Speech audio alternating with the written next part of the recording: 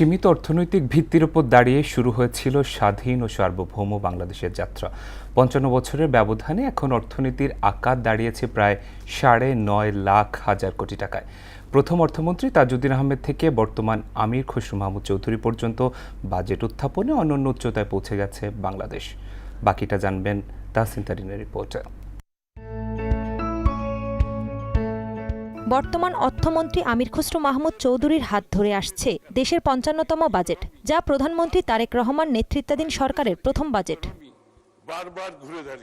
এবার প্রস্তাবিত বাজেটের আকার দেশের ইতিহাসে সর্বোচ্চ ৯,৩৮,০০০ কোটি টাকা। তবে স্বাধীন বাংলাদেশের প্রথম অর্থাৎ ১৯৭২-৭৩ অর্থবছরের এর আকার ছিল মাত্র ৭১৯ কোটি টাকা। এর মধ্যে দেশের বাজেটের আকার বেড়েছে প্রায় ১,৩০৩ গুণ।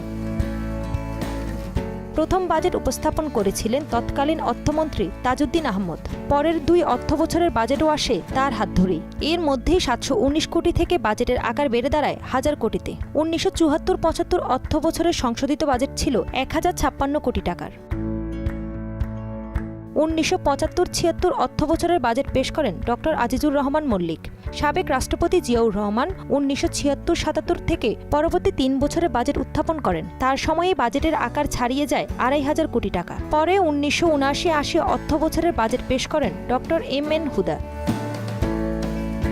বাংলাদেশের বাজেট ইতিহাসে সবচেয়ে বড় নাম এম সাইফুর রহমান। বিএনপির এই নেতা পেশ করেছেন মোট ১২টি বাজেট, যা দীর্ঘদিন ছিল সর্বোচ্চ বাজেট উপস্থাপনের রেকর্ড। অন্যদিকে আবুল মাল আব্দুল মহিদ প্রথমে ১৯৮২-৮৩ এবং ১৯৮৩-৮৪ সালের বাজেট দেন। পরে ২০০৯-১০ থেকে টানা 10টি বাজেট উপস্থাপন করে ১২ বারের মাইলফলক স্পর্শ করেন তিনি।